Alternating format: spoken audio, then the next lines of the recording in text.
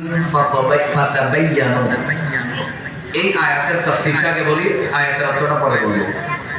রাসূল কারীম সাল্লাল্লাহু আলাইহি ওয়াসাল্লামের এক সাহাবীর নাম হারিস ইবনে দরার, তিনি বনি মুস্তালিক এর একজন অধিবাসী।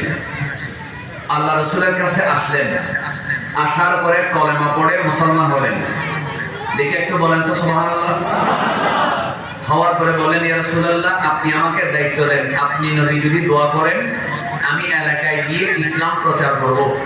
তো ইসলাম প্রচার করে তারা যদি মুসলমান হয় তো তারা যাকাত দিবে, তারপর সেই যাকাতগুলা কালেকশন করে আমি আপনার জন্য নিয়ে আসবো।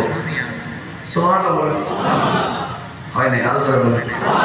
তো হারিস ইবনে দরার তিনি গেলেন, অনেক মানুষকে ইসলাম শিক্ষা দিলেন, অনেক মানুষকে মুসলমান বানাইলেন। মুসলমান বানানোর পরে তারা যাকাত দিতে রাজি হলো।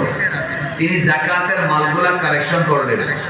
বিশাল একটা মাঠের মধ্যে বোঝা হয়ে গেল, স্তূপ হয়ে গেল। এবার আমার প্রিয় নবী সাল্লাল্লাহু আলাইহি ওয়াসাল্লাম ওয়ালিদ ইবনে উকবা নামক একজন সাহাবীকে বললেন, বনি মুস্তালিকের যাকাতের টাকাগুলা কালেকশন করার জন্য তুমি যাও। বলনা তুমি যাও, তোমরা কয়েকজন যাও, কারণ এরা একলা এতগুলা মাল নিয়ে আসতে পারবে না। খুবই মনোযোগ, শেষ। এরা সবাই গেলেন। তো যাওয়ার সময় দেখলেন কতগুলা লোক, ওই গ্রামের লোক লাঠি হাতে নিয়ে ওইদিকে আসতেছে। এই ঘটনা দেখে তারা দৌড়ে মদিনায় পালিয়ে আসলো। মদিনায় পালিয়ে আসার পরে বললো, ইয়া রাসূলুল্লাহ, আপনি কোথায় পাঠাইছেন? তারা যাকাতের মাল সামান তো দেওয়া দূরের কথা, এরা লাঠি নিয়ে আমাদেরকে তাড়াইছে। নাউজুবিল্লাহ বলেন। কি নিয়ে? কোন মতে জান বাঁচায় চলে আসছি। আল্লাহ রাসূল সাল্লাল্লাহু আলাইহি ওয়াসাল্লাম বললেন, তাহলে একলা না, কয়েকজন একটা দল বানিয়ে যাও, জেশ দল বানিয়ে যাও। এরা প্রায় 20-50 জন, 100 জন একটা দল বানিয়ে ওইদিকে যাচ্ছে। হাতের মধ্যে কিছু লাঠি টাঠিও রাখলো, মনোযোগ রাখবে। লাঠি নিয়ে যখন যাচ্ছে, খেয়াল করে, তখন মাঝামাঝি এদের সাথে দেখা হলো। বললেন, তোমরা কি করলা? তোমাদের হারিস ইবনে দরার বলেছে যাকাতের মাল নিয়ে রাসূলের কাছে পৌঁছে দিবা।